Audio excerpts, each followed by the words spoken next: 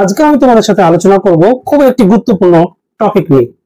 সেটি হচ্ছে 2025 সালে তোমরা যারা 7ই সেপ্টেম্বর এবং 14ই সেপ্টেম্বর এসএসসি পরীক্ষা দিতে চলেছো, তোমাদের সুবিধার জন্যই ভূগোল বিষয়ে প্রতিনিয়ত আমি একটা করে সিরিজ তোমাদের সামনে তুলে ধরবো।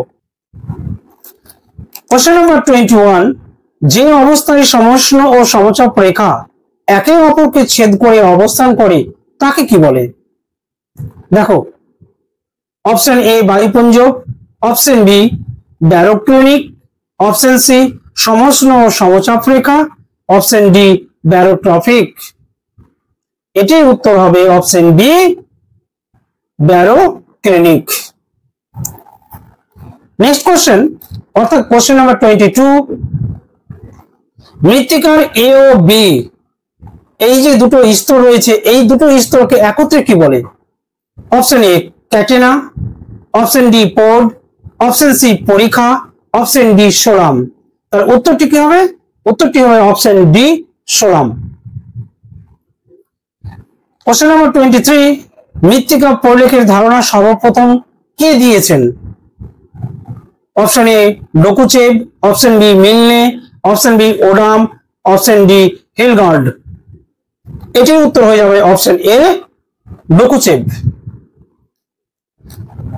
এরপরে দেখে নাও কোশ্চেন নাম্বার 24, পরিবেশ বলতে আমরা কি বুঝি? আমাদের চারপাশে প্রাকৃতিক ও মানব সৃষ্ট সকল উপাদানকে বোঝায়। অপশন বি গাছপালা ও নদী নালাকে বোঝায়।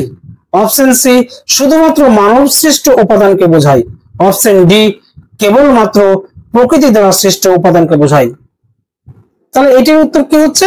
উত্তরটি হয়ে যাচ্ছে অপশন এ, আমাদের চারপাশে প্রাকৃতিক ও মানব সৃষ্ট সকল উপাদানকে পরিবেশ বোঝায়, সকল উপাদানকে বোঝায়। এবার কোশ্চেন নাম্বার 25, পরিবেশ কয় প্রকার? 3 প্রকার, 4 প্রকার, 2 প্রকার। অপশন এ 3 প্রকার, অপশন বি 2 প্রকার, অপশন সি 4 প্রকার, অপশন ডি 5 প্রকার। তাহলে কি হবে উত্তরটি? উত্তরটি হচ্ছে অপশন বি 2 প্রকার। পরিবেশে কত ধরনের উপাদান লক্ষ্য করা যায়?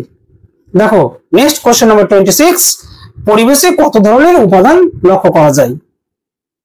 অপশন এ 4 ধরনের, অপশন বি 3 ধরনের, যেমন জীব, জড় ও নিরপেক্ষ উপাদান। অপশন সি 2 ধরনের, জীব ও জড় উপাদান। অপশন ডি 5 ধরনের। তাহলে অপশন সি হচ্ছে উত্তর, কি 2 ধরনের, জীব উপাদান ও জড় উপাদান। এবার কোশ্চেন নাম্বার 27, প্রাকৃতিক পরিবেশ বলতে কি বোঝায়? আমরা যে প্রাকৃতিক পরিবেশ বলি, এই প্রাকৃতিক পরিবেশ বলতে কি বোঝায়? দেখো, অপশন এ পৃথিবীর সকল জড় উপাদানের সমষ্টি, অপশন বি পৃথিবীর সকল জৈব উপাদানের সমষ্টি, অপশন সি পৃথিবীর সকল মানব উপাদানের সমষ্টি, অপশন ডি পৃথিবীর সকল জীব ও জড় উপাদানের সমষ্টি। তার প্রাকৃতিক পরিবেশ বলতে বোঝায় অপশন ডি হচ্ছে পৃথিবীর সকল জীব ও জড় উপাদানের সমষ্টি। কোশ্চেন নাম্বার 29, আমি তোমাদের সামনে এইভাবে সেট করে বানিয়ে রেখেছি, তোমাদের সকলের যাতে সুবিধা হয় এই জন্য আমি প্রতিদিন একটা করে সেট তোমাদের সামনে তুলে ধরবো। সুতরাং তোমরা একে জিও চ্যানেলের পাশে থেকো, সাথে থাকো এবং দেখতে থাকো। এবার চলে এসো question number 29, sorry question number, এবার চলে এসো তোমরা কোশ্চেন নাম্বার 28, বায়ুমণ্ডলে নাইট্রোজেনের পরিমাণ কত? যে বায়ুমণ্ডলে বিভিন্ন গ্যাস রয়েছে, এই গ্যাসের মধ্যে যে নাইট্রোজেন রয়েছে, এই নাইট্রোজেনের পরিমাণটা কত? দেখো, অপশন এ 20 থেকে 94%, option B 78.08%, option C 0.03%, option D 0.93%। তার উত্তরটি হবে অপশন বি 78.08%। এবার দেখো নেক্সট 29, কোশ্চেন নাম্বার 29, বিশ্ব উষ্ণায়নের জন্য নিম্নের কোন গ্যাসটি সবচেয়ে বেশি দায়ী? দেখো তো, মিথেন গ্যাস, ওজোন গ্যাস, না কার্বন ডাই অক্সাইড, না সিএফসি? বিশ্ব উষ্ণায়নের জন্য যে গ্লোবাল ওয়ার্মিং হচ্ছে, তার জন্য মেন যে গ্যাসটি, যার জন্য বিশ্ব উষ্ণায়নের জন্য নিম্নের কোন গ্যাসটি সবচেয়ে বেশি দায়ী? অর্থাৎ বিশ্ব উষ্ণায়ন যে হচ্ছে কোন গ্যাসটির জন্য বেশি গ্লোবাল ওয়ার্মিংটা হচ্ছে দেখে নাও। Methane, ozone, carbon die oxide এবং সিএফসি। Question number 31। এবার দেখো কোশ্চেন নাম্বার 31। কার্বন ডাই অক্সাইডের ঘনত্ব বৃদ্ধির জন্য পৃথিবীর গড় তাপমাত্রা বৃদ্ধির ঘটনাটাকে কি বলা হয়? দেখো, অপশন এ গ্রিন হাউস প্রভাব, option B global warming, option C A B দুটোই, অপশন ডি কোনোটাই নয়। তাহলে এটির উত্তর হবে গ্রিন হাউস প্রভাব বা গ্রিন হাউস এফেক্ট। এবার কোশ্চেন নাম্বার 32। গ্রিন হাউস গ্যাসগুলোর নামগুলি কি কি? দেখো, অপশন এ carbon die oxide, ozone, option B carbon monoxide, methane, option C chlorofluorocarbon nitrous oxide, option D সবগুলোই ঠিক। তাহলে এটির উত্তর হয়ে যাবে যতগুলো নাম বললাম সবগুলোই ঠিক। এবার question number 33।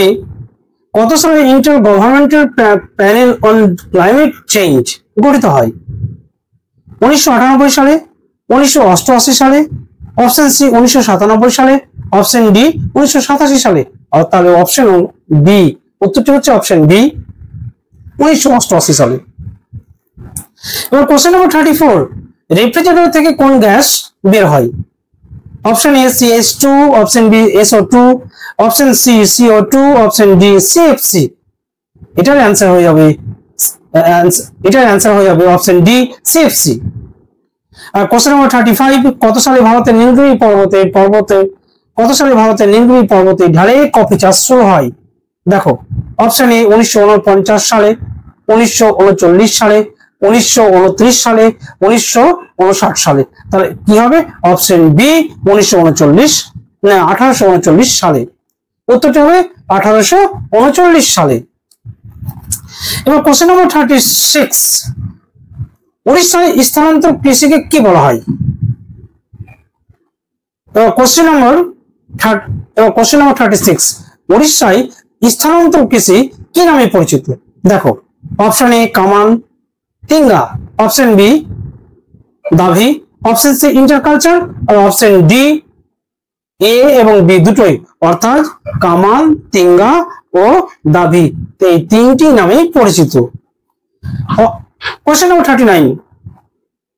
Question number 37। Tamil Nadu, অন্ধ্রপ্রদেশে এই স্থানান্তর কৃষি কি নামে পরিচিত? দেখো, অপশন এ পডু, অপশন বি মিশ্র কৃষি, অপশন সি নিবিড় কৃষি, অপশন ডি বাণিজ্যিক কৃষি।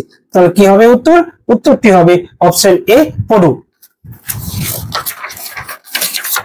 এবার কোশ্চেন নাম্বার হচ্ছে 38।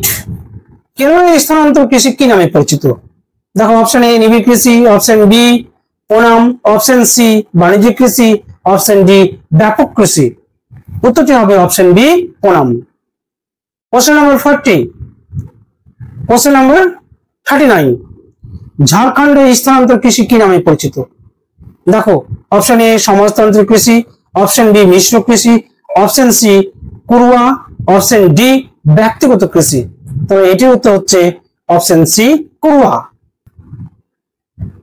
এই সমস্ত ভিডিওগুলো তোমরা প্রতিনিয়ত পেতে একে জিও চ্যানেলের পাশে থেকো, সাথে থেকো এবং দেখতে থাকো।